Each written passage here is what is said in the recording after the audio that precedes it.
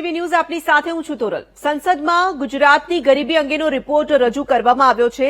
એક તરફ એવા દાવા હંમેશા કરવામાં આવે છે કે ગુજરાત એ સમૃદ્ધ રાજ્ય છે અને બીજી તરફ આ સમૃદ્ધ રાજ્યમાં ગરીબીમાં વધારો નોંધાયો છે। જે રિપોર્ટ રજૂ કરવામાં આવ્યો છે તે હિસાબે રાજ્યમાં ગરીબોની સંખ્યામાં વધારો નોંધાયો છે।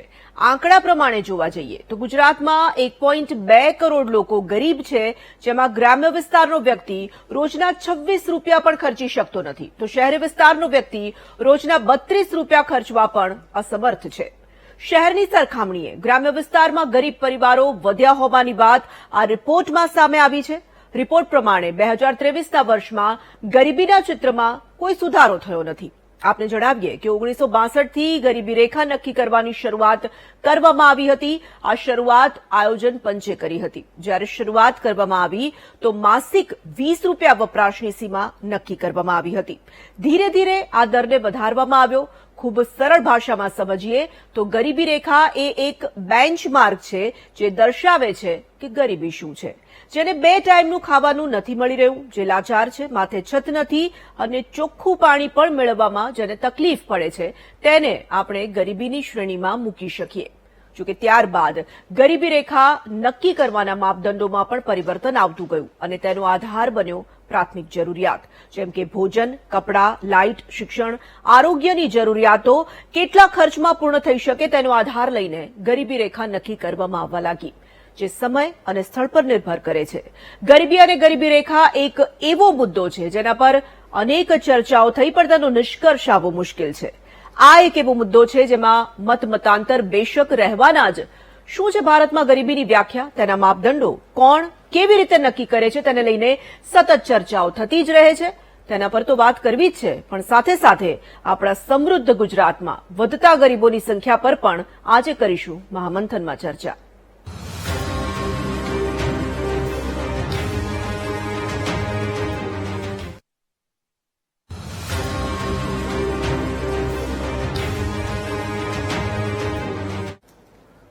દેશમાં 1970 પહેલા ગરીબી રેખાની ગણતરી કે આકલન કરવાની ખાસ સુવિધા ન હતી। તે સમયે કોને ગરીબ માનવા અને કોને નહીં તે સૌથી મોટો પેચીદો પ્રશ્ન હતો।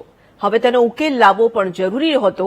તેથી 1971માં 2 અર્થશાસ્ત્રી VM દાંડેકર અને એન રથે પોષણને આધાર તરીકે ધ્યાનમાં લઈને કેલરીના વપરાશના આધારે ગરીબીનું મૂલ્યાંકન કરી ગરીબીની વ્યાખ્યાનું સંશોધન કર્યું હતું।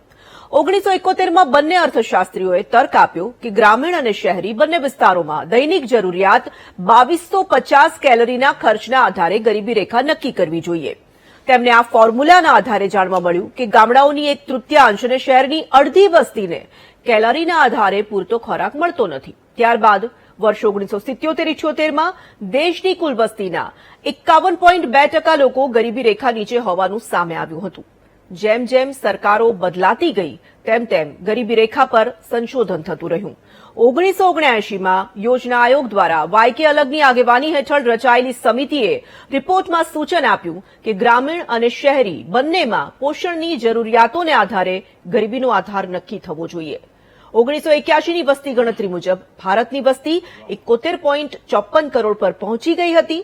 તે સમયે દેશમાં 42.9 કરોડ લોકો એટલે કે 60% લોકો ગરીબી રેખા નીચે જીવતા હતા। વર્ષ 1999-2000 આવતા આંકડો સત્તાવાર રીતે 26.1% પર આવી ગયો। યોજના આયોગે 2005માં તેંડુલકર સમિતિના આધારે ગરીબી રેખાની વાત અમલમાં મૂકી તો 2013માં ફરી નવી સમિતિ બની, ફરી ગરીબીનું ગણિત બદલાયું। યોજના આયોગે વર્ષ 2013માં પ્રધાનમંત્રીના આર્થિક સલાહકાર પરિષદના પૂર્વ અધ્યક્ષ સી રંગરાજનની આગેવાનીમાં નવી સમિતિની રચના કરી અને સમિતિએ 2014માં ગરીબી રેખાનો નવો તર્ક રજૂ કર્યો। નવી સમિતિએ ગરીબી રેખાનો આધાર નક્કી કરવા માટે પોષણ, કપડાં, મકાન ભાડું, પરિવહન ખર્ચ, શિક્ષણ અને બિનખાદ્ય વસ્તુઓને ધ્યાને લીધી। ત્યારબાદ સૂચન આપ્યું કે ગામડામાં માથાદીઠ દૈનિક 27 રૂપિયા અને શહેરમાં માથાદીઠ દૈનિક 33 રૂપિયાથી વધુ આવક મેળવનારને ગરીબી રેખાથી ઉપર માનવામાં આવશે।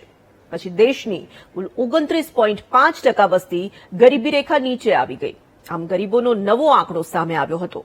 હવે ચર્ચા મૂળ તો એ થવી અનિવાર્ય છે કે દૈનિક 26-27 રૂપિયા કે 33-34 રૂપિયા ન ખર્ચી શકતો આપણો દેશવાસી જ ગરીબી રેખા નીચે ગણાશે, બાકીના જે છે તેને તો તેમાં પણ નહીં ગણી શકાય। આ આવેલો એક રિપોર્ટ આપણને અનેક આસ્પેક્ટ્સ પર વિચારવા માટે મજબૂર કરી રહ્યા છે.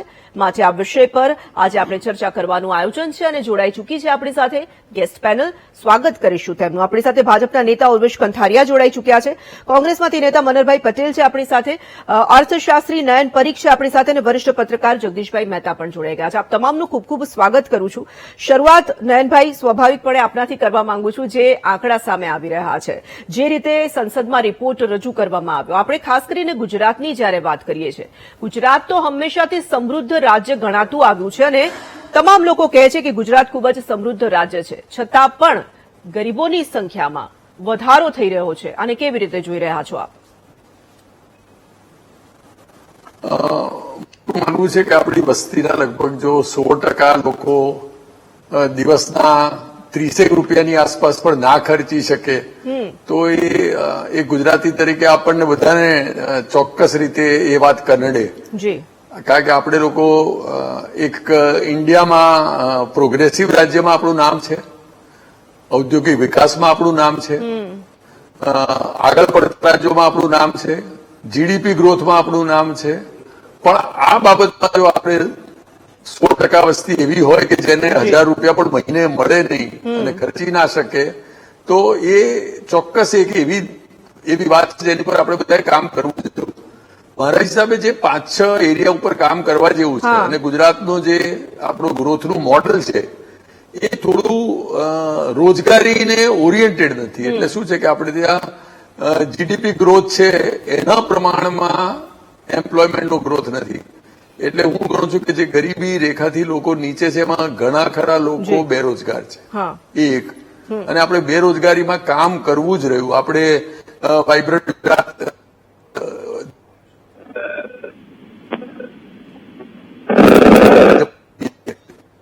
આપણે એવી કન્ડિશન સ્ટ્રિન્જન્ટ કેવી રીતે મૂકીએ કે ખાલી એમઓયુ કેટલાના થયા, ઇન્વેસ્ટમેન્ટ કેટલાનું થયું એ નહીં, પણ એમ્પ્લોયમેન્ટ કેટલાની થઈ, અને એ એમ્પ્લોયમેન્ટ એ જ રીતે આખું વિકાસનું મોડલ નક્કી કરીએ તો આપણી ગરીબી પીસાતી જે જનતા છે એને એક મદદ થઈ શકે. બીજું, મોંઘવારી.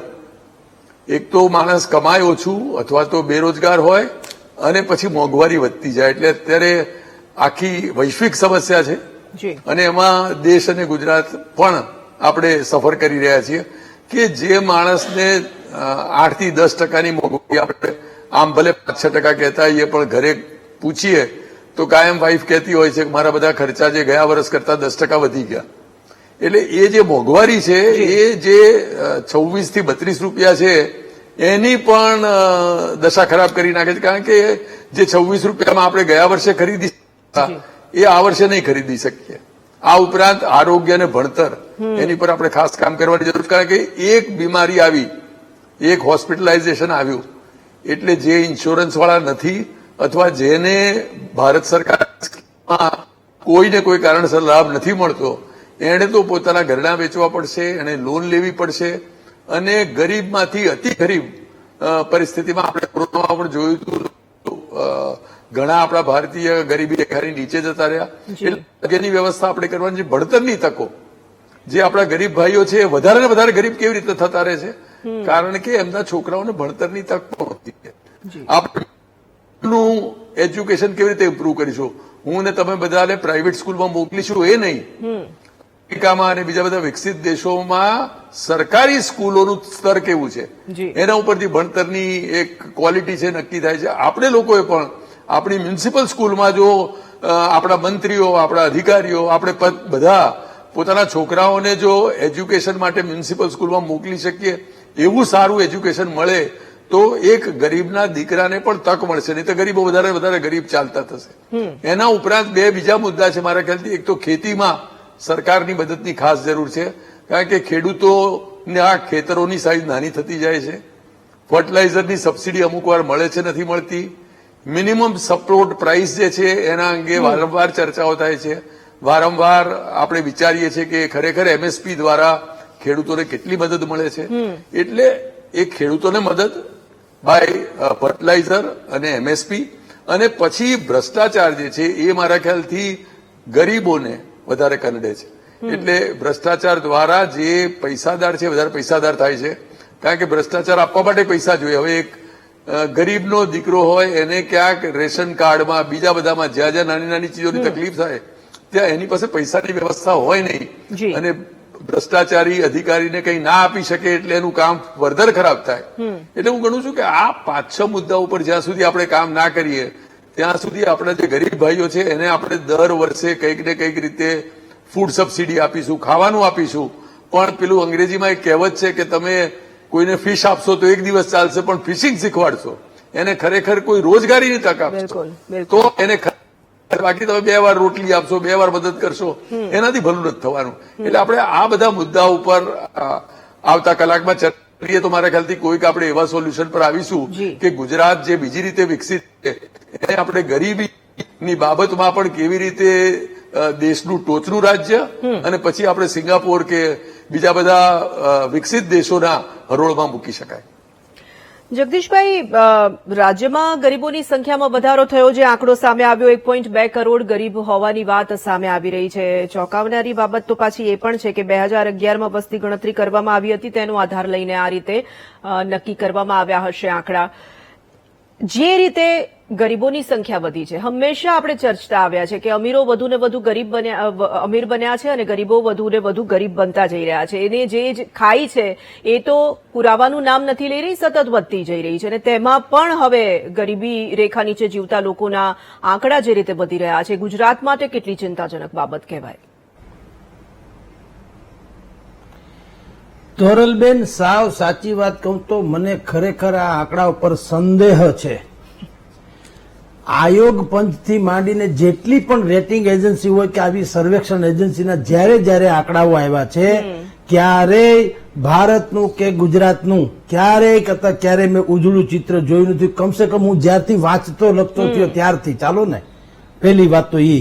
બીજું, દુનિયાની તમામ સર્વેક્ષણ એજન્સીઓ તમે જોજો, તમે સ્વયં એ માર્ક પણ કરજો. આપણે કહીએ આજે કેન્સર ડે છે, આજે ડાયાબિટીસ ડે છે, આજે ફલાણા ડે છે, એવું જે રોગોના દિવસો આવે છે ને એ દિવસે તમારે વાંચી લેવાનું. એના ઉપર મેં એક આખો સર્વે રિપોર્ટ તૈયાર કર્યો હતો, અમે એક મેગેઝિનમાં છાપ્યો હતો કે વર્ષના 365 દિવસ એમાં 263 દિવસ જેટલા તો રોગના દિવસો હતા. ડાયાબિટીસ ડે ને ફલાણા ડે ને ફેફસા ડે ને ઢીકણા ડે, સાંભળજો. અને એ બધાનો મેં સરવાળો કર્યો તો ભારતની વસ્તી 140 કરોડ, પણ એમાં બીમારોની સંખ્યા 165 કરોડ. અરે આવું હોય જગતમાં ક્યાંય?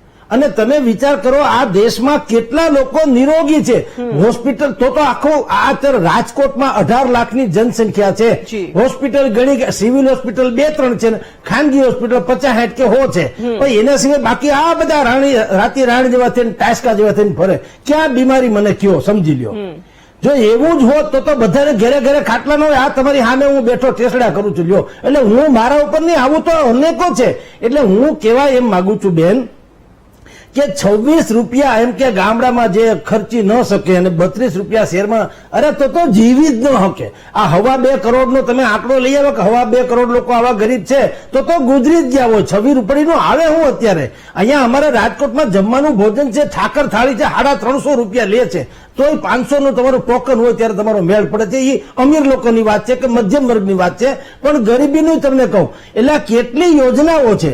ગરીબીને એક તો અનાજ મફત, સરકાર પોતે વાત કરે છે કે અમે અનાજ તો મફત આપીએ છીએ, એ તો છે જ, જગજાહેર છે ને, રેશનિંગ કાર્ડનું મફત આપે છે. એમ મકાનમાં સબસિડી આપે છે, ખાતર, બીજ, બિયારણ એમાં આપે છે. પ્રધાનમંત્રી કિસાન યોજનામાં 2,000 રૂપિયા કે જે કઈ હપ્તો છે એ આપે છે. તમને મનરેગામાં કાર્યક્રમમાં એ પણ આપે છે. અન્નપૂર્ણા રથ ચલાવે છે, મફત ખાવાનું. અને અમારા સૌરાષ્ટ્ર ગુજરાતમાં તો એટલી ધાર્મિક સંસ્થાઓ છે અને ધર્મ સ્થાનકો છે જ્યાં અમસ્તું રામ રોટી તો વર્ષોથી ચાલે છે. અમને કોઈ દિવસ ખાનારા ખૂટે, ખવડાવનારા ખૂટ્યા નથી. તો આ બધું જાય છે ક્યાં? હું એમ કઉ છું, માની લો કે હજી 2.25 કરોડ આટલા ગરીબ હોય તો આ બધી યોજનાથી માંડી સરકારની આટલી યોજના 3 લાખ કરોડ રૂપિયાનું બજેટ ગુજરાતનું છે. બરાબર, મોટા મોટા આંકડા. અને જેમ ભાઈ પરીખ સાહેબે કીધું એમઓયુ થયા છે, ભાઈ વાતે સાચી છે, મોટા મોટા એમઓયુ થયા છે. પણ દુનિયામાં ક્યાંય તમે સાંભળ્યું કે કચ્છમાં અદાણીએ, ભલે હું તમને કહું સરકારે બધું ભલે મફત આપી દીધું, પણ અદાણી પોતે એકલા આખું જે બંદર ચલાવી શકે ખરા? એને માણસની જરૂર નહીં પડી હોય તો રોજગારી હોય કે ગરીબી હોય, અમુકે તો જકડી રાખી છે સાહેબ. મને એમ છે કે ઉપર પંખો ફરે, હું બેલ વગાડું, પટાવાળો આવે અને મારા પીએફ બીએફ જમા થાય, એને જ જો તમે નોકરી માનતા હોય તો સોરી, તો આ ગરીબી જિંદગીમાં કોઈ, એમ તો રાજા રામ હતા ત્યારે સબરી ગરીબ જ હતી અને ભગવાન કૃષ્ણના મિત્ર હતા તો સુદામા ગરીબ હતા. એમ ગરીબી કોઈ દી નિર્મૂળ ન થાય. અમેરિકા જેવું, અમેરિકા પર જો અત્યારે સત્યાનાશના પાયે છે, ન્યાય પર બેરોજગારી ફાટી નીકળવાની ને મંદી છે, એ આપણે જાણીએ છીએ. તો સાવ ખોટી વાત છે એવું નથી કીધું, પણ આ બધા રિપોર્ટ છે ને, એ રિપોર્ટ વાહિયાત એટલા માટે છે. એક તરફથી સરકારનો રિપોર્ટ છે 25 કરોડ લોકોને ગરીબીની રેખા ઉપરથી બહાર રહેવા કે છે કે નહીં, વિધાનસભાની હોય કે લોકસભાની ચૂંટણી હોય, હંમેશા એ તો કહેતા ફરે છે કે અમને 25 ગૌરવ છે કે 25 કરોડ લોકોને, હવે 25 કરોડ તો ઈ થઈ ગયા 140 માંથી, બરાબર. બીજાને તમે આ બધું મફત તો બધું આપો છો, બાકીના મધ્યમ વર્ગ છે અને બાકી ઉચ્ચતર વર્ગ છે, તો ક્યાંથી આ હવા કરોડ ને ગુજરાતમાં હોય હવા કરોડ? હું તમને ધરાતલ વાત કરું, આ ભલે આંકડાબાજી ગમે તે કહેતા હોય, રાજકોટમાં ભીખ આપવી હોય ને તો તમારે રિક્ષા કરીને ભિખારી ગોતવા જવો પડે. લ્યો, અને બધા જ ભિખારી પાછા લાચાર નથી હોતા, એ તો એનો પ્રોફેશનની જેમ ભિખારીપણું કરતા હોય છે, સક્ષમ હોય છે. એવી જ બેન દીકરી કે એવો જ જણ અહીંયા તમે કોઈ કન્સ્ટ્રક્શનની સાઇટ ઉપર જાઓ તો રોજના તમને 700-800 રૂપિયા મળે. તમે જિંદગીમાં તોરલબેન ગમે એને ફોન કરજો, પ્લમ્બરને અત્યારે જ ફોન કરો તમારા સ્ટુડિયોમાંથી, આપણે ચારેય પેનલિસ્ટ ઉભા છે, ચારેય પેનલિસ્ટને કહો હમણાં ફોન કરો કે કોઈ પણ પ્લમ્બરને કે સુથારને, લુહારને, કડિયાને ફોન કરો કે ઇમિડિયેટલી મારે ત્યાં આવી જાવ, 500 નું કામ છે, 1000 રૂપિયા હું આપીશ, પણ નહીં આવે, એની પાસે ટાઈમ જ નથી સાહેબ. ટૂંકમાં જેને કામ કરવું છે એ બેરોજગાર નથી, જેને કમાવાની ધગસ છે એ ગરીબ નથી. પણ હવે કેટલાક લોકો છે, હવે એને લઈ દે બેટા તમે, મેં તમને આગળ આ બધી યોજનાઓની બતાવી, આ બધું ક્યાં જાય છે? યા તો એમ છે કે ઓલો આપણે જેમ કહેવત છે ને કે ભાઈ ક્યાં ગયો તો ક્યાંય નહીં, કા સરકારની બધી યોજના બોગસ છે અને કોઈક બીજા વચ્ચે ત્યાં ખાઈ જાય છે. હવે તો સરકાર ડાયરેક્ટ આપે છે, એમ તો કે છે કે તમારા ખાતામાં ડાયરેક્ટ આપી દે, એટલે વચ્ચે ત્યાં જેવું રહેતું નથી, તો જાય છે ક્યાં? એટલે ચારણીમાં પાણી જેવું છે, ચારણીમાં તમે ગમે એટલું પાણી નાખો, ચારણી કોઈ દી છલકાય નહીં. એટલે આવી બધી આંકડાબાજી કરીને આપણે એમ નથી કહેવા માંગતા કે ગરીબી નિર્મૂળ થઈ ગઈ. ગરીબી જગતમાં ક્યાંય નિર્મૂળ, જાપાનમાં નથી થઈ, અમેરિકામાં નથી, તો ભારતમાં ક્યાંથી થાય? અહીંયા તમે જુઓ 4 કરોડ લોકો ટેક્સ ભરે, બાકી 100. જે આંકડો આવ્યો છે એ આંકડો ખોટો છે એવું કહેવા માંગો છો આપ? એવું કહેવા માંગો છો કે 1.2 કરોડ ગરીબ ગુજરાતમાં? બિલકુલ ઠીક છે. બિલકુલ 1000% બેન. આ બધા જે અધિકારીઓ જે કોઈ આંકડાબાજી કરે છે એનું માપદંડ ખોટું છે, હું તમને એમ કહું. જો એવા 26 રૂપિયાની કમાઈ ન શકે તો એ માણસ જીવવાને લાયક જ ન રહે. તમે વિચાર કરો, કોઈ દિવસ તમે તોરલબેન ગમે એને પૂછવાની છૂટ, કોઈને પૂછો તમે એના મોબાઈલમાં કોઈએ રિચાર્જ કરાવવાનું બંધ કર્યું, કરકસરમાં હરામ બરોબર કોઈએ બંધ કર્યું હોય તો બધાને ફૂલે ફૂલ જોઈએ છે. ઠીક છે, ગરીબ છે નથી એમ નથી કેતો આપણે, પણ ઈ કેટલો વર્ગ છે અને બાકી વચેટિયા બધા સરકાર પાસેથી વચેટિયા ખાઈ જાય છે. બાકી રાજકોટમાં 18 લાખની જનસંખ્યા છે, એમાં હું તમને ગેરંટીથી કહું 14-15 લાખ લોકો મધ્યમ વર્ગ અથવા અમીર છે, મધ્યમ ને કહું છું ને, અથવા અમીર છે. તો ગરીબી કેટલા રહ્યા? તમે 1,00,000-2 લાખ જ ગરીબી રહ્યા માની લ્યો, તો ઈ ગરીબી શોધવા આ એટલા બધા જે સુખી સંપન્ન લોકો છે, તો ગરીબ શોધવા તો હાવ હેલા છે ને. અને ઈ ગરીબી ભીખ માંગેવા નથી કેતા, એ તાણી તોડીને પોતાનું પૂરી કરી નાખે એવા છે. તો સવાલ એ મારો કહેવાનો આશય એ છે કે કેટલીક વખત છે ને આ અધિકારીઓની જે આંકડાબાજી છે ને બુદ્ધિપૂર્વકની, ત્યારે ઈ કમ્પેર નહીં કરે કે 25 કરોડ લોકોને જો ગરીબીની રેખા પરથી બહાર લઈ આવવા, ગુજરાત તો સ્ટેટ મોડેલ, આપણું તો મોડેલ છે, તો ક્યાં ગયું બધું? એટલે આ બધા જ રિપોર્ટ જે છે ને વાકાતરાહા એવા કરે છે. હેપીનેસ ઇન્ડેક્સમાં આપણા કરતા બાંગ્લાદેશ ને પાકિસ્તાન આગળ છે, અફઘાનિસ્તાન એમ કેનારો વર્ગે પડ્યો છે, પોતાની જાતને શિક્ષિત કહે છે. લ્યો, હવે જ્યાં નકરી એનઆરકી ચાલે છે, જ્યાં હેપીનેસ ઇન્ડેક્સમાં એમ કે આપણા કરતા આગળ હોય કોઈ દિવસ. એટલે બધું આવી બેન વાતો છે, ચલો ઠીક છે, દુનિયાભરની વાતો ગળે ઉતરે ને એવા બધા આંકડાબાજી છે. સાબરકાંઠા, બનાસકાંઠા, પંચમહાલ, આણંદ, જૂનાગઢ, દાહોદ આ તમામ જિલ્લાઓ એવા છે કે જ્યાં ગરીબીનું પ્રમાણ વધ્યું છે. જગદીશભાઈ તો ખેર કહી રહ્યા છે કે જે આંકડા સામે આવી રહ્યા છે તે સાવ પાયાથી ખોટા છે, આવા આંકડા હોઈ જ ના શકે. તમારો શું મત છે મનહરભાઈ આ વાતને લઈને? અને તેમાં પણ આપણે આજે જે મુદ્દા પર વાત કરવી છે કે ગુજરાતમાં ગરીબી આંકડા પ્રમાણે વધી છે, ચૂક તો રહી છે, શું લાગી રહ્યું છે આપણે, ક્યાં ચૂક? તોરલબેન, આ જે આંકડા જે આવ્યા છે એ સરકારી આંકડા છે. કોઈ એજન્સીના આંકડા નથી. એક તો આપણે સ્પષ્ટતા કરીએ. બીજું, આ સંસદમાં રજૂ કરેલા આંકડા છે, એટલે સંસદની અંદર જે આંકડા આવતા હોય ખાનગી સર્વે છે નથી. એ કોઈ ખાનગી સર્વે નથી, એ સરકારી રાહે આંકડા આવ્યા છે. અને એ આંકડા પ્રમાણે આપણે જો વાત કરીએ અને ચર્ચા કરીએ તો છેલ્લા 25-27 વર્ષથી ગુજરાતમાં ભાજપાની સરકાર છે અને ભાજપા સરકારમાં અનેક પ્રકારના સ્લોગન, સૂત્રો અને વિચારો અને જનતાની સામે વચનો, વાયદાઓ, તાઇફાઓ કરી અને આ સરકાર ચાલતી આ નજારો આપણને આપ્યો. એ નજારો બતાવે છે કે સરકાર વાતો કરવાથી, વાયદા આપવાથી, વચનો આપવાથી કે સૂત્રો ફેંકવાથી વિકાસ થઈ જતો નથી. આ એનું પરિણામ જમીન ઉપર આપ્યું કે 1359 પરિવારો 2 વર્ષમાં ગરીબી રેખાથી નીચે ગયા. એટલે વધુ ગરીબોની સંખ્યામાં વધારો થયો. હવે આ ગરીબોની વ્યાખ્યા જે જગદીશભાઈ કરે છે એ અને જે સરકાર કહે છે એ બે વચ્ચેનો મોટો તફાવત છે. જગદીશભાઈ જે વાત કરી રહ્યા હતા કે ગરીબોના આંકડા આવા તેવા, એ અત્યાર સુધીના કોઈ પણ સર્વે હોય તો હું પણ સ્વીકારું કે સર્વેની અંદર કેટલો સેમ્પલ્સ પેલો હોય, એની કઈ રીતની કોણ એજન્સી છે, કયા વિસ્તારમાં સર્વે કરે છે. આ તો ગુજરાતના સંસદમાં રજૂ કરેલા આંકડા છે અને સરકારે આંકડા આપેલા છે. એટલે વાસ્તવિકતાના આપણે ત્યાં દર્શન કરવા જોઈએ. સમૃદ્ધ ગુજરાત હોય કે વિકસિત ગુજરાત હોય, વિકાસશીલ ગુજરાત હોય કે વાયબ્રન્ટ ગુજરાત હોય, આ તમામ આંકડાઓ છે આ શબ્દો સાથે સુસંગત નથી. બીજી વાત એ કે 2047નું એક વિઝન, વિકસિત ભારતનું એક વિઝન હતું, એ ભારતીય જનતા પાર્ટીના વર્તમાન પ્રધાનમંત્રીએ ચૂંટણી દરમિયાન સૌ લોકોને વાતમાં, ભાષણમાં મૂક્યું. મોટું લાંબુ વિઝન હતું. એની અંદર 4 પાયાની બાબત હતી. એમાં 4 એટલે આધાર સ્તંભો મૂક્યા હતા કે વિકાસ કરવા માટે કે દેશને 2047ની અંદર જે વિકસિત ભારતનો સંકલ્પ સિદ્ધ કરવો હોય તો યુવાનોને, મહિલાઓને અને ખેડૂતોને અને ગરીબ પર આ 4 તબક્કાને એને આગળ કર્યા હતા. હું અત્યારે એ જે ભાષણ થયું ત્યારથી માંડીને અત્યાર સુધીની અંદર વર્ષ જેવું થવા આવશે. 1 વર્ષની અંદર આ 2 વર્ષના આપણે આંકડા જોયા. વર્ષની અંદર યુવાનોની પરિસ્થિતિ છેલ્લા 47 વર્ષથી સૌથી બેરોજગાર પરિસ્થિતિ દેશની છે એ વાસ્તવિકતા છે, સ્વીકારવી પડે સૌએ. સરકારે આપણા આંકડા આપેલા છે. બીજું, મહિલાઓની પરિસ્થિતિ આ દેશની અંદર 87 મહિલાઓ રોજ એના ઉપર બલાત્કાર થાય છે, હત્યા થાય છે. અને ગુજરાતની અંદર વાત કરીએ તો 7 થી 8 મહિલાઓ ઉપર બલાત્કાર થાય છે. આ મહિલાઓની સ્થિતિ છે. અને ત્રીજી વાત કરીએ અને ખેડૂતોની. 700 ખેડૂતો એ શહાદત વરી. એક માંગણી હતી સરકારની પાસે કે ભાઈ તમે અમારા ઉપર આ કાયદા ન લાવો, અને છતાં લાવ્યા. એના કારણે આંદોલન થયું, આંદોલનમાં ખેડૂતો શહાદત થયા. એમાંથી એક પણ ભારતીય જનતા પાર્ટી, અન્નદાતા ખેડૂત કે આપણા જે ધાન્ય પકવતા ખેડૂતો પ્રત્યે કોને હમદર્દી ના હોય? જે પરિસ્થિતિથી જે આંદોલન થતું હતું એની અંદર એક પણ ભારતીય જનતા પાર્ટીના આગેવાને એક ખેડૂતનું મૃત્યુ થયું છતાંય ત્યાં કોઈ દિવસ દીવો પ્રગટાવીને એ સંવેદના પ્રગટ નથી કરી. આ ખેડૂત પ્રત્યેની સંવેદના. અને ત્રીજી વાત કરી આપણે જે અત્યારે વર્તમાન વિષય છે ગરીબી. ગુજરાતમાં ગરીબોની સંખ્યાનું સીધું તારણ જો કાઢવું હોય અને ગરીબી વધે એનું તાણ કાઢવું હોય અને ગામડા ભાંગ્યા એનું તાણ કાઢવું હોય તો મારી એક ખેડૂતના દીકરા તરીકેની સીધું ઓબ્ઝર્વેશન છે કે શહેરો તરફ ગરીબો અને ગાય એનો પરિવાર એ ગામડામાંથી છોડીને શહેર તરફ આવ્યો. એક પણ ગામ એવું નહીં હોય કે એની 2 વર્ષ પહેલા વસ્તી હતી, એ વસ્તીની અંદર એને વસ્તીમાં વધારો થયો હતો, એની પરિસ્થિતિ રહી હોય.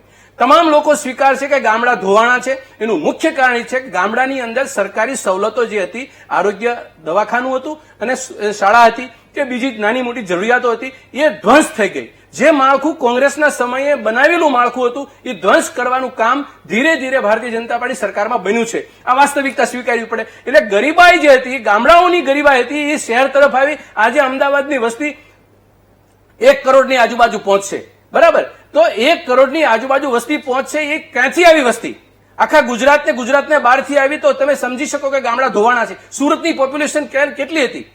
જે રાજકોટની વાત કરે 1985-87માં 6 લાખ ને 7 લાખ રાજકોટની વસ્તી હતી. તો શહેરો ભરાણા, એનો મતલબ કે ગામડામાં બેરોજગારીના પ્રશ્નો છે. એટલા માટે આ ગામડામાંથી શહેરો તરફ આવ્યા છે. એટલે ગરીબાઈ વધી છે કે ગરીબી વધી છે, એના જો પરિસ્થિતિ ન મૂકવી હોય, એને આપણે ન સ્વીકારવું હોય તો ન સ્વીકારી શકાય. પણ એક વાત, ગરીબ કલ્યાણ મેળા ભારતીય જનતા પાર્ટીની સરકારે કર્યા. સર, ગરીબ કલ્યાણ મેળા કરી અને ગરીબોને એ ગરીબડા બનાવી અને ઊંચા મંચ ઉપરથી નાની નાની દાતરડી આપે, કોઈ ખા આપે, કોઈ દવાનું ડબલું આપે, કોઈ ફર્ટિલાઇઝર આપે, કોઈ સાધન આપે અને વધુ ગરીબડા બનાવવાનું કામ પણ ભારતીય જનતા પાર્ટી સરકારે કર્યું છે. આપણે ગરીબ કલ્યાણ મેળામાં જોયું છે. હવે એ ગરીબ કલ્યાણ મેળા બન્યા પછી 1359 પરિવાર ગરીબોની રેખાની અંદર આવ્યા છે.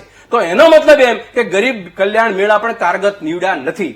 પ્રધાનમંત્રી જયારે ગુજરાતના મુખ્યમંત્રી હતા ત્યારે સરકસી જામો, સરસ મજાના શૂટ બૂટ કમ્પ્લીટમાં સદભાવના ઉપવાસ આંદોલન કર્યા હતા. ઉપવાસ કરીને મને હજી નથી સમજાતું કે આ માણસે મુખ્યમંત્રી પોતે છે, દેશના રાજ્યના મુખ્યમંત્રી છે, એને ઉપવાસ કરવાની કઈ જરૂરત પડી હતી. અને અત્યાર પછી 25 વર્ષે આપણે પૂછીએ કે 15 વર્ષે પૂછીએ ને કે આ ઉપવાસનું ફલશ્રુતિ તમે રાજ્યને શું આપી, એ તમને તમારી પાસે નથી કોઈ. કે વાસ્તવિકતા એ છે કે રાજ્યને માગે છે શું અને તમે એની સામે રજૂ કેવી રીતે થાવ છો. જ્યાં માગે છે જનતા તમારી પાસે રોજગારી, તમારી પાસે આરોગ્ય અને શિક્ષણની સુવિધાઓ. આજના આંકડા હું તમને વિધાનસભામાં જીતુભાઈ વાઘાણી નામના એક શિક્ષણ મંત્રીએ 5600 શાળાઓ પ્રાથમિક શાળા બંધ કરવાનો નિર્ણય લીધો, 2600 માધ્યમિક શાળા બંધ કરવાનો નિર્ણય લીધો. હવે એ ગામડાની અંદર એના માવતર છોકરા સાથે શું કામ રહે? એ ગામડાની પ્રાથમિક શાળા શું કામ ત્યાં રહે નથી? તો પછી ક્યાં રહે ભણાવશે છોકરાને? તો એનો મતલબ એમ કે માઇગ્રેટર થયા છે. ગામડાની અંદર તમે જે 32 રૂપિયા અને 23 રૂપિયા જે વાત કરી છે, એ 23 રૂપિયાને આપણે એ રીતે કન્સિડર કરવા પડે કે એક શહેર કે એક વ્યક્તિને ધ્યાનમાં ન લેવું પડે. ઓલ ઓવર એની ખરીદ શક્તિ ઉપર પ્રહાર છે, એના ખોરાક ઉપર નથી. 80 કરોડ જનતાને ખાવાનું આપી દે છે, પણ એની ખરીદ શક્તિની એવરેજ મૂકી છે. 6.25 કરોડની જનતાને ટાર્ગેટ કરીને મૂકી છે કે આમાં કોણ ખરીદી કરી શકે. હું એમ કહું છું 27 રૂપિયા ખેડૂતોની આવક છે આજે, તો એ સરકારી આંકડો છે કે ખેડૂતની આવક રોજની 27 રૂપિયા છે. હવે અત્યારે 12,000 રૂપિયા થઈ, તો 12,000 રૂપિયા થઈ મહિને થઈ છે, તો મહિને 12,000 રૂપિયા આવક થઈ છે. એનો મતલબ એમ કે કઈ ને કઈ રીતે ખેડૂતની પરિસ્થિતિ જ્યાં છે. બીજું, દેવું વધ્યું છે, સરકારી દેવું વધ્યું છે, વ્યક્તિગત દેવું વધ્યું છે, સંસ્થાઓનું દેવું વધ્યું છે. એ કોણ પડકારી શકશે? બીજી વાત એ છે કે ગરીબી અને અનીતિ આ બેનું ઉદ્ભવ સ્થાન ક્યાં છે? બેરોજગારી. અને બેરોજગારી એ ઉદ્ભવ સ્થાનથી નીકળેલી બાબત અનીતિ અને ગરીબી, અને અંતે પૂર્ણ ક્યાં થાય? આત્મહત્યા. જો આ રાજ્યની અંદર ખેડૂતો આત્મહત્યા કરે, યુવાનો આત્મહત્યા કરે, મહિલાઓ આત્મહત્યા કરે, કોની પરિસ્થિતિ સારી છે? ભારતીય જનતા પાર્ટીને કોઈ રોક્યા નથી સત્તામાં. થ્રુ આઉટ 156 સુધી પહોંચી ગયા છે. પ્રગતિ છે. તો એની કમ્પેરિઝનમાં મારો સામાન્ય સવાલ છે કે આ પ્રગતિ પ્રમાણે રાજ્યની જનતાની પ્રગતિ છે? આ તો વૈચારિક લોકોનો રાજ્ય છે, એમાંય વિકાસશીલ રહે છે. સાહેબ તમને કહું, 25 વર્ષ પહેલા એજ્યુકેશન અને આરોગ્ય વિષયક માળખું ગુજરાતમાં કોંગ્રેસની દેનથી સંપૂર્ણ રીતે જમીન ઉપર હતું. બીજું 200 થી વધુ પાણીની સિંચાઈ યોજનાઓ ગુજરાતની અંદર ગામડે હતી. તો આ બધી પરિસ્થિતિને લઈ ખેડૂતોની પરિસ્થિતિ જ્યાં સુધી સારી ન થાય, ગામડાથી માઇગ્રેટર જે પબ્લિક જે ફરે છે, જે શહેર તરફ આવે છે, અન્ય શહેરમાં જાય છે, એ અટકશે નહીં. એના મુદ્દામાં પડેલી બાબત છે. એટલે ફરીને હું વાત મૂકું છું કે જે 1359 પરિવારો 75 લાખ ગામડાઓની અંદર જે પરિસ્થિતિ ગામડાઓમાં છે, 26 લાખ છે શહેરના છે. આ લોકોના આંકડા જે સંસદમાં મૂકાણા, એ આંકડા મુજબ આપણે જો વાત કરીએ તો પરિસ્થિતિ ગુજરાતની નાજુક છે 25 વર્ષે, અને એ સરકારે ચિંતન કરવા જેવી વાત છે. હું તો ભારતીય જનતા પાર્ટી પાસેથી અપેક્ષા રાખું કે તમારી પાસે હવે કોઈ 25 વર્ષમાં જે વહીવટ કર્યો એવો ને એવો વહીવટ કરવાનો રોડમેપ બીજો કઈ નવો છે કે આ જ રીતે વહીવટ કરવાનો? તો આ ગરીબીની રેખાની ગામડાઓની પરિસ્થિતિ શું થવાની છે? તો એ રોડમેપ આપો. જે ભાઈ અર્થશાસ્ત્રી નયનભાઈ વાત મૂકી, બહુ સારી વાત મૂકી કે હવે આ છે ઈ છે, પણ 25 વર્ષની અંદર તમે એક બટન તમે ખોટું દીધું છે, 5 શર્ટના બટન ખોટા દેવાના છે. એનું કારણ છે કે અમે પાયામાંથી બોલતા હતા કે તમારી નીતિ રીતિ અને દિશા એવી ખોટી છે. ગામડું અકબંધ બનાવો, ખેતીને અકબંધ બનાવો, તો જ તમે ખેડૂતને ગામડાને મજબૂત બનાવી વખતે પણ આપ કરી શકશો. મનહરભાઈ, ઉર્વિશભાઈ, વિકાસના દાવા વર્ષોથી ગુજરાતમાં શાસન આપનું જ છે, એટલે આપણે જયારે ગુજરાતની વાત કરતા હોઈએ, ગુજરાતમાં ગરીબીમાં વધારો થયો હોય, જયારે તેવા આંકડા સામે આવતા હોય, તો ગુજરાતમાં આટલા વર્ષો શાસન કર્યા પછી આ બેશક નિષ્ફળતા કહી શકાય, કારણ કે એમાં ઉત્તરોત્તર વધારો થઈ રહ્યો છે. વારંવાર રોજગારનો પ્રશ્ન આવીને ઉભો રહે છે, કારણ કે આખું જે સર્કલ છે એ રોજગાર પર આવીને અટકે છે. આજીવિકા અલગ મુદ્દો છે. ઉર્વિશભાઈ, તમે આજીવિકા અને રોજગારને એક સાથે ન કરી દેતા, કારણ કે રોજગાર આપવામાં જે આંકડા છે તે પ્રમાણે આપણે ઘણા પાછળ છીએ એ હકીકત છે. આજીવિકા લોકો મેળવી લે છે, પૈસા કમાઈ લે છે, અલગ મુદ્દો છે, છતાં પણ ગરીબો ગરીબ થતા જઈ રહ્યા છે, ગરીબોની સંખ્યા વધી રહી છે. તો પછી આટલા વર્ષોમાં શું કર્યું? સફળતા નિષ્ફળતા, પ્રયત્ન, આ બધા પરિમાણોથી આપણે ગરીબીનું ચિત્ર આપણે આજે જોઈ રહ્યા છીએ. અને ગરીબી માપવાની જે પદ્ધતિ છે એની સામે પણ સવાલ ઉભા થયા છે. તો પદ્ધતિ તમે બદલી શકો છો. એટલે આપણે વાસ્તવિક ચિત્ર જે છે તોરલબેન, હા. એ વાસ્તવિક ચિત્ર ખરેખર શું છે એકવાર આપણે માની પણ લઈએ કે આ જે કંઈ આંકડા છે એ બધા સાચા જ છે, તો એનું વાસ્તવિક ચિત્ર શું બને છે? સંસદમાં રજૂ કરાયેલા આંકડા ખોટા હોઈ શકે એવું કહેવા માંગો છો? હું એમ કઉ છું કે આંકડા સાચા છે હા. તો એનું ખરેખર એનું આખું પરિપ્રેક્ષ્ય શું બને છે જી એ પણ દર્શકોએ જાણવા જેવો વિષય છે. જી તો પોવર્ટીની વાત છે ને ગુજરાતની ગરીબીની વાત છે. તો અત્યારે આ જ આંકડા મુજબ 16.63% ગરીબી નોંધાઈ છે. એટલે 6 કરોડમાંથી 1 કરોડ ને 2 લાખ લોકો. હવે આ પરિસ્થિતિ ભારતીય જનતા પાર્ટીના સમયમાં કેવી રીતના આખી ચિત્ર કેવી રીતના હતું, કેવી રીતના આગળ વધ્યું, કેવી રીતે બદલાયું એ પણ જોવા જેવું છે. તો 1990માં જયારે ભારતીય જનતા પાર્ટીએ મિશ્ર સરકારનો પ્રારંભ કર્યો ગુજરાતમાં ચીમનભાઈ પટેલની સરકાર સાથે કેશુભાઈએ, ત્યારે ગુજરાતની આ જ ગરીબી 34.6% હતી 1990માં. ત્યારબાદ 2010 વર્ષ પછી એ ઘટીને 23.3% થઈ આ જ આંકડાઓના આધારે. ત્યાર પછી 2010માં 23.10% જ રહી, કારણ કે સબપ્રાઇમ ક્રાઇસિસની ઇમ્પેક્ટ આવેલી હતી. અને પછી 2020માં 16.63, આજે પણ 16.63% છે. એટલે એક 34% ગરીબી હતી, એમાંથી અત્યારે આપણે 16% ઉપર આવ્યા છીએ. એટલે એનું આપણે તારણ એમ કાઢીએ કે ગુજરાતમાં ગરીબો વધી રહ્યા છે. તો 34% પ્રમાણે જોઈએ તો ગુજરાતમાં અત્યારે 2 કરોડ ગરીબો હોય 6 કરોડની વસ્તીમાંથી. એમાં આપણે 1 કરોડ, એટલે આપણે ગરીબીમાં ઘટાડો થયો છે. અને એમાં પર્ટિક્યુલર રિપોર્ટમાં 1359 પરિવારો ગરીબીની રેખા નીચે આવ્યા છે. એ આપણે સત્યને સ્વીકારીને પણ ચાલીએ, પરંતુ ઓવરઓલ જે ફ્લો છે કે એક 60 માર્ક આવતા હતા એક વિદ્યાર્થીને અને એને 85 માર્ક આવ્યા છે, અને પછી એના પછીની એક પરીક્ષામાં 85 માંથી 84 માર્ક આવ્યા છે. એટલે આપણે એવું ના કહી શકીએ કે એ નિષ્ફળ ગયો છે. 60 થી 84 આવ્યા છે એની પણ આપણે નોંધ લેવાની છે, અને 25 થી 60 પણ આવ્યા હશે, એમાં પણ એમનો પ્રયત્ન હશે, એ પણ અમે સ્વીકારીએ છીએ. પરંતુ આપણે આપના ઉદબોધનમાં તોરલબેન એક બહુ જ મહત્વનું પરિમાણ રજૂ કર્યું, પ્રાથમિક જરૂરિયાતો. ગુજરાતનો માનવી કે ભારતનો એક નાગરિક પ્રાથમિક જરૂરિયાતોથી ગરીબ છે, હતો, અને કેવી રીતના એની ગરીબી ઓછી થશે એ આપણો મુખ્ય લક્ષ્યાંક છે. તો ગુજરાતમાં પ્રાથમિક જરૂરિયાતોની શી પરિસ્થિતિ હતી? એક વ્યક્તિગત સ્તરે, એક ગામડાના ગરીબ સ્તરની વાત છે. તો એક સમય હતો કે પાણીની પરિસ્થિતિ 1990માં એવી હતી કે 42% લોકો સુધી જ ડ્રિંકિંગ વોટર, પીવાનું પાણી પહોંચી શકતું હતું 1990 સુધી. અને અત્યારે 2024માં 96% લોકો સુધી પીવાનું પાણી પહોંચી શકે છે. આપણે એમ નથી કહેતા કે બધું જ 100% બધું થઈ ગયું છે. ત્રુટીઓ હશે અમલમાં, અને ક્યાંક હેન્ડપંપથી આવતું હશે, ક્યાંક ઘરે નળ આવ્યા હશે, પરંતુ 96% વસ્તી પાણીથી વંચિત હતી, એ કવર થઈ છે. એટલે 42 માંથી 96 માર્ક આવ્યા છે આપણા 35 વર્ષમાં.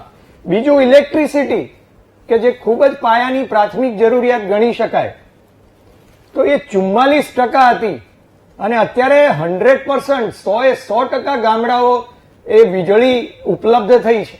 કોઈકે કનેક્શન ના લીધું હોય એ વસ્તુ જુદી છે, પરંતુ 100% 18,000 ગામડાઓમાં ઇલેક્ટ્રિસિટી પહોંચી છે ભારતીય જનતા પાર્ટી જ્યોતિગ્રામ યોજના અંતર્ગત. ત્રીજી વાત કે સેનિટેશન, ટોયલેટ્સ.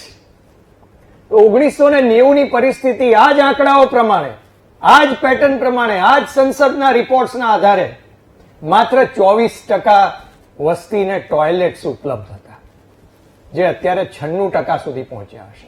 એમાં પણ ત્રુટીઓ હશે, પણ 24 માંથી 96 માર્ક્સ આવ્યા છે. હવે આ બધી પરિસ્થિતિઓ પ્રાથમિક જરૂરિયાતો ઉપર આપણે ધ્યાન એટલા માટે આપ્યું કે વ્યક્તિ પોતે સક્ષમ બને, એ રોજગાર માટે સક્ષમ બને, એ પોતે પોતાનો જીડીપી વધારી શકે એના માટે એ સક્ષમ બને.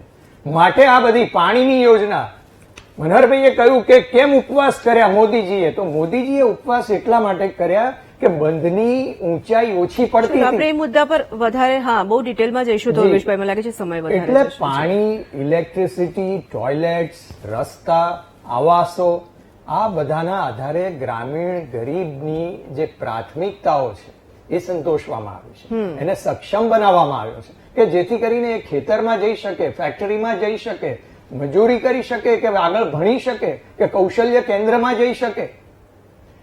એના આધારે 20 થી 25 રૂપિયા ડેઇલી વેજ હતા, એ આજે 450 થી 500 રૂપિયા સુધી પહોંચ્યા છે. ગુજરાતમાં ટોટલ ભારતમાં 42 કરોડ લોકો સ્વરોજગાર સાથે જોડાયેલા છે. એ સ્વરોજગારમાં ગુજરાતમાં પણ બહુ મોટા પ્રમાણમાં લોકો સ્વરોજગારમાં જોડાયા છે. એટલે પરિસ્થિતિ આપણે કેવી રીતે મૂલવીએ છીએ, આખું કેલાઇડોસ્કોપિક આખું એટલે ચિત્ર આપ એવું છે. કહી રહ્યા છો કે ગ્રેજ્યુઅલી આ આંકડામાં ઘટાડો થઈ રહ્યો છે અને આપની સરકાર એ દિશામાં કામ કરી રહી છે અને ગરીબોની સંખ્યા ઘટી રહી છે, એવું આપનું ઇન શોર્ટ કહેવાનું જે ભાવાર્થ છે ઉર્વેશભાઈ, એ થઈ રહ્યો છે અને આપ એ દિશામાં કામ કરી રહ્યા છો એવું કહી રહ્યા છો. 90 થી લઈને અત્યાર સુધીનો તમે જે રીતે ઇતિહાસ આખો કહ્યો છે. નયનભાઈ, આ વસ્તુ મારે તમારી પાસેથી એટલા માટે સમજવી છે, હું જો ખોટી હોઉં તો આપ મને કરેક્ટ કરજો. તેંડુલકર સમિતિ સુધીની આપણે વાત કરીએ, જે આસ્પેક્ટ્સથી, જે ધારાધોરણોથી ગરીબી રેખા નક્કી થતી હતી, અત્યારે ત્યારબાદ 2013માં રંગરાજન સમિતિ ના નેજા હેઠળ આખી આ વાત નક્કી કરવામાં આવી.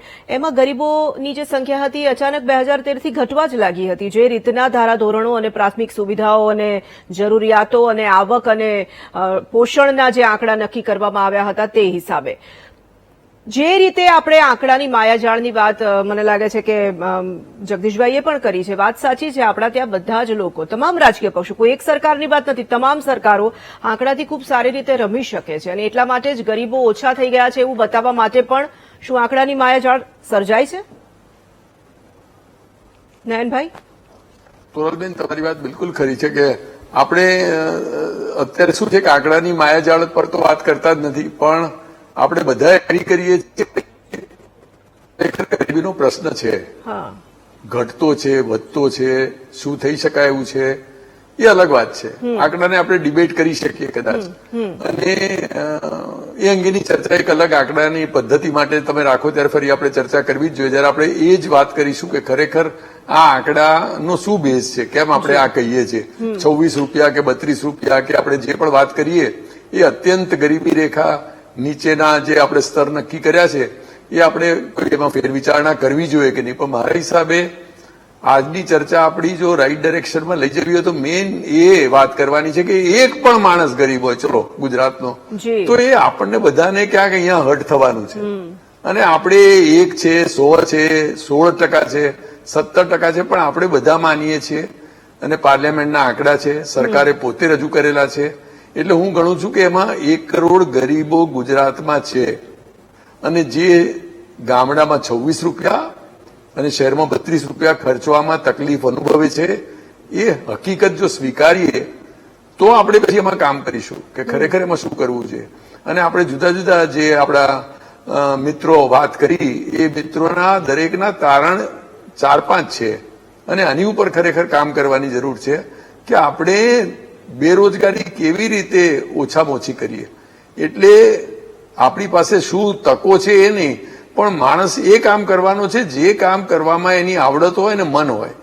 આપણે કોઈ માણસને એને ના લગતું કામ આપીશું તો એ નથી કરવાનો અને એને માટે આપણે મનરેગા બીજી બધી વ્યવસ્થા કરીએ છીએ, પણ દરેક વ્યક્તિને અનુરૂપ કામ એ આપણા બધાનું ડ્રીમ હોય કે ભાઈ એ કેવી રીતે એ દિશામાં આગળ વધીએ. બીજું મોંઘવારીની વાત છે, મોંઘવારી કેવી રીતે આપણે હેન્ડલ કરીએ. એટલે આપણે એમાં ડાયરેક્ટ ને ઇનડાયરેક્ટ ટેક્સ, આ તો થોડો અર્થશાસ્ત્રી તરીકેનો વિષય છે, પણ એ છે કે આપણે જો ઇન્કમ ટેક્સ લઈએ તો બરાબર છે ઊંચા, પણ જો આપણે જીએસટી વધારીએ તો જીએસટી તો અંબાણી અદાણીથી માંડીને ડ્રાઈવરને પ્યુન બધાને હર્ટ કરે છે, પેટ્રોલ કે ડીઝલનો ભાવ ક્યાંથી. એટલે આપણે ડાયરેક્ટ ઇનડાયરેક્ટ ટેક્સને આપણે ત્યાં, કારણ કે ઇનઇક્વાલિટી બહુ જ છે અને અમેરિકા બીજા બધા દેશોમાં ઇનઇક્વાલિટી છે, પણ જે ગરીબમાં ગરીબ માણસ છે એને પણ બેઝિક બધી વ્યવસ્થા પૂર્ણ અવેલેબલ છે. એટલે એને ખાવાનું છે, એને ઘર છે, એને ગાડી કે ટ્રાન્સપોર્ટેશન છે, એને હીટિંગ છે. આપણે ત્યાં આપણે એ કરવાનું છે અને ખરેખર ભૂખમરાનો પ્રશ્ન આપણે બીજા બધા મંચ ઉપર ચર્ચા કરેલો જ છે જી. કે આપણે ત્યાં જે ન્યુટ્રિશનલ વેલ્યુ છે એનાથી ઓછું કુપોષણનો કેટલો પ્રશ્ન છે અને આ બધા પ્રશ્નો ઉપર આપણે કામ કરવાનું છે. આરોગ્યનો આપણે ત્યાં આરોગ્યમાં જે પ્રાઇમરી હેલ્થ સેન્ટર છે અને આપણી જનરલ હોસ્પિટલ છે એ બધામાં પરિસ્થિતિ કેવી છે અને એમાં કેવી રીતે એક ગરીબ માણસને બીમારી આવે તો બીમારીથી નહીં પણ બિલથી ના મરી જાય જી. અને પૈસાની દ્રષ્ટિએ માણસ હારી ના જાય. આ બધા કામો આપણે ચોક્કસ કરવાના છે. હજુ આપણે મહિલાઓની વાત નથી કરી પણ જયારે જેન્ડરની વાત કરીએ ત્યારે મહિલાઓનું જી. આપણે ત્યાં એમ્પ્લોયમેન્ટમાં પાર્ટિસિપેશન ઓછું છે અને મહિલાઓને વેજીસ મળવામાં તકલીફ છે. આ ગરીબોમાં પણ આપણે જો મહિલા ગરીબો અને પુરુષ ગરીબોની વાત કરીશું તો મહિલાઓનો એક આંકડો ઉપર આવવાનો છે. મહિલાઓની ઇનઇક્વાલિટી આપણે સોશિયલ પર્સ્પેક્ટિવથી કેવી રીતે દૂર કરીએ, ભ્રષ્ટાચાર અને ખેતીમાં કેવી રીતે મદદ કરીએ, આ બધા કામોમાં આપણે સિરિયસલી કામ કરવું પડશે. અને આપણા ભાજપના મિત્ર છે, કોંગ્રેસના મિત્ર છે, બધાએ રાજકીય પક્ષોએ બાકીની બધી વાત ભૂલીને આ એક કોમન પ્રશ્ન છે ગુજરાતનો એમ માનીને આ બધી 4-5 વિષયો ઉપર કામ કરીશું તો મારા ખ્યાલથી આપણે ગરીબો માટે કંઈક કરી શકીશું અને તો ગરીબો ઉપર ખરેખર કંઈક ને કંઈક આપણે પોઝિટિવ કામ કરી શકીશું. અને એ દિશા સૂચનમાં મારા ખ્યાલથી તમારો આજનો પ્રોગ્રામ એક મહત્વનો ભાગ ભજવશે અને આ બધી ચીજોથી સરકાર અને આપણા ભાજપના મિત્ર ત્યાં વાત લઈ જાય અને આ બધા ઉપર કામ થાય તો ખરેખર ગરીબોના આપણે કંઈક આંસુ લૂછ્યા હોય એવું લાગે છે.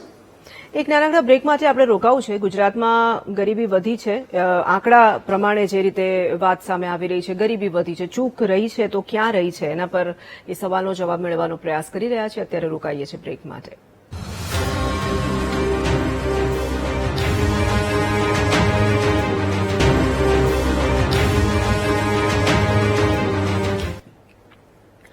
Welcome back. મહામંથનમાં પુનઃ સ્વાગત છે. સંસદમાં એક રિપોર્ટ રજૂ કરવામાં આવ્યો અને તેમાં જે સામે આવ્યો છે આંકડો તે પ્રમાણે ગુજરાતમાં ગરીબી વધી છે અને તેને લઈને આજે આપણે મહામંથનમાં ચર્ચા કરી રહ્યા છીએ. ચર્ચામાં આગળ વધીશું. જગદીશભાઈ, હું આપની પાસે આવવા માંગુ છું. આપે જે મુદ્દાઓ પર વાત કરી છે, ફરી એક વખત જો આપણે એ જ મુદ્દા પર જઈએ છીએ કે આમાં શું આનો વિકલ્પ હોઈ શકે, આનો શું ઉકેલ હોઈ શકે, તો તમારા મતે સરકારે એવા કયા પગલાં ભરવા જોઈએ જેથી કરીને ગરીબોની જે સ્થિતિ છે તે આપણે સુધારી શકીએ? તોરલબેન, ઉર્વિશભાઈ કંથરિયાથી માંડીને ભાઈ નયનભાઈ પરીખ સુધીના આ બધા મનરભાઈને વાત કરો તો લગભગ તો ત્રણેય જણાની વાત તો એ આવી ગઈ કે આ બધા આંકડાબાજી છે એમાં થોડોક સુધારો કરવાની જરૂર છે. એ વાત તો કન્ફર્મ થઈ જે મેં સૌથી પહેલા આપને કીધી. હવે હું આપને હવે બીજું કહું, આંકડાબાજી શું કામ થાય? લાલુ પ્રસાદ યાદવે રેલવેને જયારે રેલવે મંત્રી બન્યા કેન્દ્રમાં ત્યારે બધા જ મીડિયામાં આવ્યું હતું રેલવે નફો કરતું થઈ ગયું. પછી મમતા બેનર્જી આવ્યા, એને કીધું એક રાતી પાય નથી, ભૂખ ભેળા થઈ ગયા, લ્યો આ લ્યો. બે રિપોર્ટ સંસદમાં જ બધું કહેવાય છે, આ કઈ રોડ ઉપર વાત થયેલી નથી. મનરભાઈને અત્યારે એમ કહે છે કે ભાઈ સંસદમાં કહેલું છે એટલે આ વાત સિરિયસલી લેવું જોઈએ. એમ તો સંસદમાં ભારતીય જનતા પાર્ટીના માણસો એમ કહે જ છે ને કે દેશ તો છે વિશ્વની મહાસત્તા બનવા તરફ જઈ રહ્યો છે ને બહુ સારું થઈ રહ્યું છે ને તો ત્યાં વળી પાછા આ જ વિપક્ષના લોકો એમ કહે છે કે સૌથી જૂઠ બોલવાવાળા હોય આના જેવા કોઈ મંત્રી અમે જોયા નથી. એટલે દરેક છે ને આમાં શું છે બેન તોરલબેન, દરેકને પોતિકા એંગલથી બધી વાત કરવી છે. આ જ અધિકારીઓને તમે જયારે ફોરેનમાં જવું હોય કે બીજી કોઈ વાત કરવી હોય કે ગુજરાતમાં કે આગળ અધિકારીઓને એમ કહેવામાં આવે ને કે તમે અમને આનું ચિત્ર બતાવો, તમારા વિભાગમાં તમે શું કર્યું, તો દરેક માણસ એનું ઉજળું ચિત્ર બતાવશે. જેમ અત્યારે ભાઈ પરીખ સાહેબે કીધું તો એમઓયુ થયા, મનરભાઈએ કીધું એમઓયુ થયા છે, એમઓયુ થયા. ભલા માણસ જેટલા એમઓયુ થયા એટલા ભલે કામ ન થયા હોય. હું તમને એક સિમ્પલ એક્ઝામ્પલ જ આપું છું કે કંડલામાં બંદર છે, અદાણીનું બંદર છે, એ તો હકીકત છે કે નહીં, ભલે બાકી બધું છોડો, સરકારે એને કેટલી છૂટ આપી દીધી ને આ તે બધું જવા દો, પણ જો એ છે તો ત્યાં કઈ અદાણી અને એના જ બધા કુટુંબ આખું જે બંદર હલાવે છે, તમે હું નથી, માણસો નથી ત્યાં હલાવતા. એક વાત ચલાવે જ છે ને. રાજકોટમાં જેટલી ઉડીપી રેસ્ટોરન્ટ છે એટલે કે જ્યાં મસાલા ઢોસાથી માંડીને બધું જ જમણવાર મળે છે, મોટા ભાગના નેપાળી લોકો છે. કાં જો બેરોજગારી આપણે ત્યાં બહુ હોય ધારો કે તો નેપાળથી શું કામ લાવવા પડે? તો અહીંથી જ માણસ ભરતી ન કરે. કામ નથી કરવું, મૂળ મેં તમને કીધું ને બેન, અત્યારે ફોન કરો ને તમારા સ્ટુડિયોમાંથી, મનરભાઈને કહો એના મોબાઈલમાંથી, કે ઉર્વિશભાઈને કહો કે એના મોબાઈલમાંથી ફોન કરો ને મગાવી લ્યો. તમે અત્યારે લ્યો, એક પણ કડીઓ મગાવી લ્યો, પ્લમ્બર મગાવી લ્યો, એક મિસ્ત્રી મગાવી લ્યો હમણાં ને હમણાં, અને એમ કહો કે મારે એક બારી રિપેર કરવી છે, 500 નો ખર્ચ, 1500 આપું હરામ બરોબર જો આવે તો. એ તમને કહેશે હું સાઈટ ઉપર છું, કાલે આવીશ. એનો ગુજરાતી ઈ છે જેને કામ કરવું એ બેરોજગાર નથી, અને જેને ગરીબીમાંથી બહાર નીકળવું નથી એ ગરીબી આખી જિંદગીમાં રહેવાની. અને જો મનરભાઈ એમ કહેતા હોય, ભલે એ તો વિપક્ષના છે એટલે એને કેવું જ જોઈએ નહીં, કે સ્વાભાવિક વાત છે કે ભાઈ આવી રીતે છે સત્યાનાશનો પાયો. હું તમને કહું, કર્ણાટકમાં કોંગ્રેસની સરકાર છે, હવે અત્યારે એને બધું ગણાવ્યું, બેરોજગારીનું ગણાવ્યું, ખેડૂતનું ગણાવ્યું, આપઘાતનું ગણાવ્યું. મને મનરભાઈ વડીલ અત્યારે એમ કહી દે કે કર્ણાટકમાં એક પણ ખેડૂત માટે એની ઉપર એક પણ રૂપિયાનું કર જ નથી, એક પણ માણસ ખેડૂત આપઘાત કરતો નથી, એક પણ યુવાન બેરોજગાર નથી, એક પણ સ્ત્રી જે છે એ અસલામત નથી, આવું કહી દે. લ્યો એટલે ભાઈ, ગામ હોય ને ઉકરડા હોય, રાજા રામના વખતમાં રામ હતા, અત્યારે દાઉદ છે, એવી રીતે જગતભરમાં બધું જ રહેવાનું. આ આંકડો આવી ગયો એટલે આપણે અડધી કલાક કાઢી નાખી. જગદીશભાઈ, એમાંથી આપણે બહાર નીકળવાનો તો પ્રયાસ કરવો જોઈએ ને, એટલા માટે જ આપણે આ વાત કરી રહ્યા છીએ. કાંઈ નહીં, દરેકે ઠીક છે મનરભાઈ પાસે પણ જવું છે. જગદીશભાઈ, આપણી પાસે સમયની થોડી મર્યાદા છે. વાસ્તવિકતાના દર્શન જી, જી, જી, સરકારી જી, રાકડા carry on. ઉપર આપણે જઈએ, સંસદમાં મુકાયેલી સરકારની બાબતો ઉપર નહીં, પોલિટિશિયનો બોલ્યા હોય એના ઉપર વાત છે. બે વચ્ચેનો ભેદ છે. રાજકીય માણસ બોલે અને સંસદની અંદર સત્તાવાર રીતે આંકડા રજૂ થાય, બેમાં ફરક છે. મૂળ વાત એ છે, ગુજરાતની વસ્તીના 3.25 કરોડ લોકો, એટલે કે 54% લોકોને મફતનું અનાજ આપે છે. હવે એ વાત તો સરકારે સ્વીકારી લીધી કે ગુજરાતની જનતા પૈકીની ટોટલ જનતાના 3.25 કરોડ લોકોને મફતનું 5 કિલો અનાજ પહોંચે છે. આ બતાવે છે કે ગુજરાતમાં ગરીબી છે. એનો રોટલો સવારનો કે સાંજનો એ ખાય છે તો સરકારનું ખાય છે. મુદ્દો એ છે કે જનકભાઈ અર્થશાસ્ત્રી આપણે જે ભાઈ નયનભાઈ જે વાત કરી કે આમાંથી બહાર નીકળવા માટે મેં તમને જડીબુટ્ટી સરકારની સામે મૂકી રહ્યો છું, અને જો એ જડીબુટ્ટીનો ઉપયોગ કરશે તો એમાં પ્રગતિ થઈ શકશે. ગામડાની અંદર તમને સુરક્ષા, ગામડાના લોકોને આરોગ્ય વિષયક સુવિધા અને ગામડાના લોકોને શિક્ષણની સુવિધા, આ 3 સોક્રેટિસ ઈસવીસન 19 પૂર્વે 2500 પહેલા બોલી ગયા હતા કે રાજનીતિની પરમ વ્યાખ્યા એ છે કે તમારા છોકરાને શિક્ષણ આપો, તમારા છોકરાને આરોગ્ય, તમારા છોકરાઓને રોજગારી અને તમારા છોકરાને સુરક્ષા. આ 4 બાબતો રાજસત્તા નહીં, ફરજની બાબત છે. એ તમારે એની સામે મૂકવી જોઈએ. એના ભાગે એ નૈતિક ફરજ છે સરકારની. જો આ 4 બાબત લઈને ગામડાને સુસજ્જ બનાવવામાં આવે કે જે રીતે કોંગ્રેસે બનાવી હતી, આજે દુઃખ સાથે કહેવાનું મન થાય, વાસ્તવિકતા છે. જગદીશભાઈ, તમે પણ સાંભળો કે ગુજરાતની અંદર શિક્ષણની ઘોર ખોદાઈ રહી છે. 5600 સ્કૂલો બંધ થઈ ગઈ ગુજરાતની, પ્રાથમિક શાળા. તમારા રાજકોટમાં બંધ નથી થઈ, ગામડાઓની પંચમહાલની બંધ થઈ ગઈ, ગોધરાની બંધ થઈ ગઈ. એ જે ગામડાની બંધ થઈ ગઈ એના માટે જવાબદારી અમે ઉઠાવીએ છીએ કે આ શાળાઓ બંધ ન થવી જોઈએ. અને બીજું જો એક જ મિનિટ વાત કરું, એક જ મિનિટમાં, ગરીબોને તમે ગરીબડા બનાવવાનું બંધ કરો અને એને ગામડાઓની અંદર માઇગ્રેટેડ જે પીપલ આવે છે, શહેર તરફ ધસી આવે છે, એને અટકાવવા માટે તમારે કોઈ પણ સરકારી સવલતો તમારે આપવી પડશે. આ એની જડીબુટ્ટી છે, નહીંતર ગામડામાં ગરીબાઈ છે અને ગરીબાઈ છે શહેરમાં છે. ઉર્વિશભાઈની લેવી છે. ઉર્વિશભાઈ, આપની ફાઇનલ કમેન્ટ આ મુદ્દા પર. આ મુદ્દા ઉપર વાસ્તવિક ધોરણે શું કરી શકાય એ સૌથી મહત્વની વાત છે. ભારતીય જનતા પાર્ટીએ ગરીબી ઉપર વિજય મેળવી લીધો છે એવું કહેવાનો અમારો બિલકુલ કોઈ ઈરાદો નથી. આપણે સ્વીકારીએ છીએ કે ગરીબી છે, વિકાસની પ્રક્રિયા ચાલી રહી છે, અને ગરીબ કેવી રીતે વધારે સક્ષમ બને, એની ગરીબી ઓછી થાય, એના માટે શું કરવાનું છે. 2 જ મુદ્દા છે. એક, એને પ્રાથમિક જરૂરિયાતથી જે વંચિત છે એ પ્રાથમિક જરૂરિયાતો એને પૂરી પાડવાની છે. કારણ કે પાણીનું કનેક્શન કે ઇલેક્ટ્રિસિટી એ કોઈ પણ વ્યક્તિ એ પોતે નથી કરી શકવાનું, ગમે એટલા પૈસા ખર્ચ છે તો પણ એને લાઈન આપવાની છે.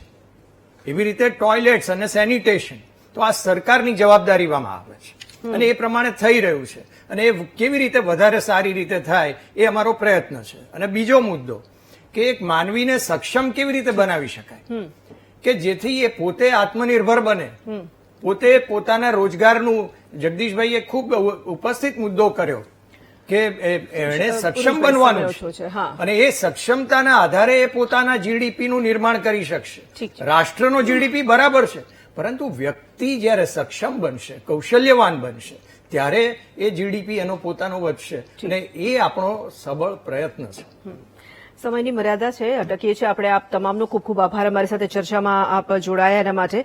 અમે એક સવાલ અમારા દર્શકોને પૂછ્યો હતો કે ગરીબોને સમૃદ્ધ અને આત્મનિર્ભર બનાવવાના સરકાર જે પ્રયાસો કરી રહી છે તે પ્રયાસો શું ખરેખર પૂરા છે, ખરેખર પૂરતા પ્રયાસ છે? તો 12% લોકો જ કહી રહ્યા છે કે પ્રયાસ પૂરતા છે, પરંતુ 88% દર્શકો અમારા જણાવી રહ્યા છે કે હજુ પણ પ્રયાસોમાં કચાશ છે, પ્રયાસો અપૂરતા છે. ગરીબી નિવારણની અનેક યોજનાઓ છે, પરંતુ એની અમલવારી કેવી રીતે થઈ રહી છે, એ ખરેખર ગરીબો સુધી કેવી રીતે પહોંચે છે, તે ફરી એક વખત જોવાની જરૂર છે. કારણ કે આ આંકડા જે છે તે એમ જ આવેલા આંકડા નથી, સંસદમાં રજૂ કરેલા આંકડા છે. અને ખરેખર જો ગુજરાતમાં ગરીબોની સંખ્યામાં વધારો થઈ રહ્યો છે તો આપણા સમૃદ્ધ ગુજરાત માટે આ વિચારવાનો સમય બેશક પાકી ગયો છે. આજની ચર્ચામાં બસ આટલું જ. આવતીકાલે એક નવા વિષય સાથે મળીશું. ત્યાં સુધી મને રજા આપશો. નમસ્કાર.